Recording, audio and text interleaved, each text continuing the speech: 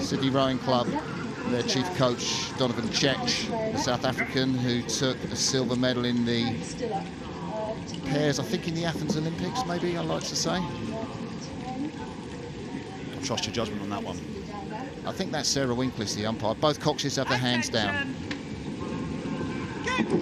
So this is the semi-final of the Thames Challenge Cup between Sydney Rowing Club on the left-hand side of your picture and the men from Molesey Boat Club on the right-hand side of your picture. Molesey, I think, slight favourites with this one. I talked with their coach, Franz Infield, said, how are you feeling? And he said, you know, I'm feeling good about this one. I think we're going to win.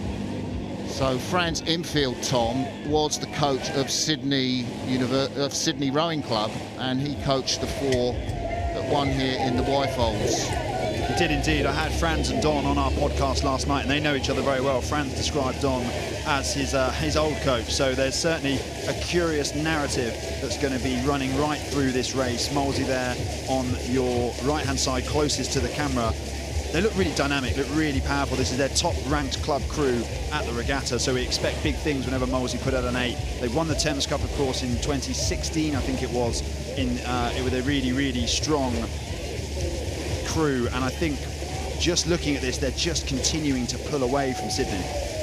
Sydney posted a 155 to the barrier yesterday when they beat Thames Rowing Club B in what was a very close race. Molesey posted a 150 in their heat, so they are looking to be quicker, and the evidence of those times seems to be borne out with Molesey moving very sweetly away. I think Franz Infield and Sam Tuck, who obviously helps out the coaching at Molesey, have done a great job with this boat. They look fantastic. If we get a closer look at them, we'll talk you through Rufus Tilt in the stroke seat. Well, we won't get a closer look at them until the cameras go back down, but I think a special mention is Theo Darlow, the 22-year-old in the 6th seat. He was in that 4 with Mikey Dalton, Dowie de Graaf and Calvin Tarzi. We'll see de Graaf and Tarzi come down with in the visitors semi-final later on, but that 4 posted an incredible time, something like, I think, 5:47 to win the Junior World Championships back in 2018. And he was at the heart of that crew. I think he stroked it. Well, that was a special year for junior rowing in the UK. We had that St Paul's crew, like you say, Calvin and Dow, who just swept all before them all season for St Paul's and won the Princess Elizabeth Challenge Cup in a record time. And then Theo was actually a part of the Molesey crew in the Brit, who made the final, and it was all schoolboys in that crew. So remarkable achievements. But you can see here in this race that's unfolding, Sarah Winkless having to get a bit involved there, moving the crews apart. Yeah, what do you reckon to that steering? Alex Waynon, who cocks the Australia, there's another Australian connection, because Alexandra Waynon, who's the cox of Molesey, she helped out to cox the Australian Paralympic 4 at World Cup 1 in Belgrade because their cox was ill. So she's coxing the Molesey boat, very experienced coxswain, the 26-year-old, and she's taken them on a nice straight line there, quite away from the booms. Sydney looked to be coming across. Wind's not strong as it was, though, is it, Tom? Nowhere near. You can see there the water looks a lot more placid, a lot more calm, so there's no real excuse. It's not accidental, is what I'm saying, Sydney here. They look to be just trying to move into the middle of the river. Cox, Teresa Harris, just making sure that her crew let Molesey know they're there, but Molesey not flustered, not rattled too much at this time. They're just sitting about half a length, 3/4 of a length up on the boys from Sydney, and we've mentioned it already today, Martin. It's so hard to get back on terms when you're 3/4 of a length down in an 8. The boat just takes so much longer to get up to speed, and Molesey will be really pleased with the position they're in here. So Molesey went out to an early lead. Sydney are hanging on. You can see the distance there. Sydney have got an overlap, and if you're watching this back in Australia, probably the middle of the night in Sydney Rowing Club, your boys are moving. They're moving on Molesey. Stroke man Bradley Graham, the 19-year-old, a lot of responsibility on his shoulders, but this is a young crew apart from Tom Cregan in the 3-seat, who's 35.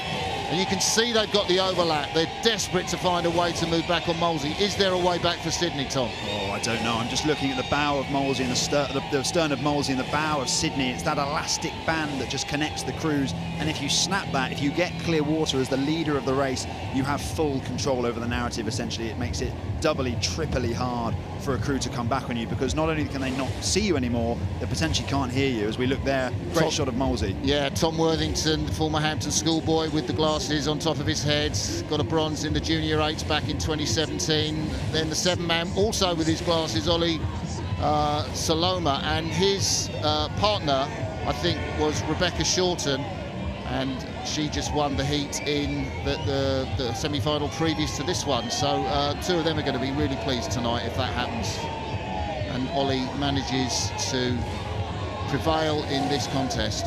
Yeah, great evening, but a nervous night, I'd imagine, if they both manage to get through. That household will be on edge.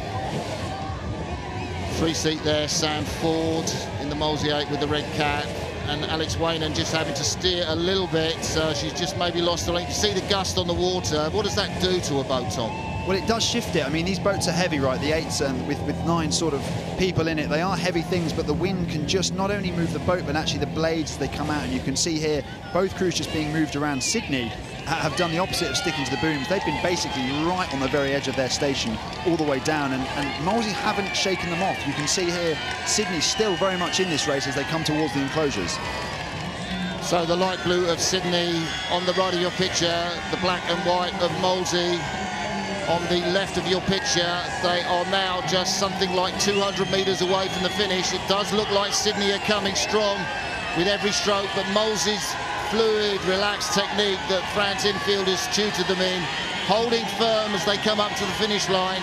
They look smooth, they look relaxed.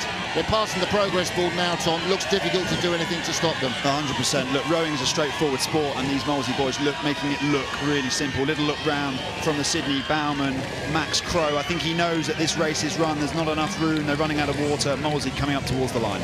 So at the finish line in this semi-final of the Thames Challenge Cup for Club 8, Molesey Boat Club from Great Britain beats Sydney Rowing Club from Australia, and they will progress through to the final. Tom Worthington raises his hands,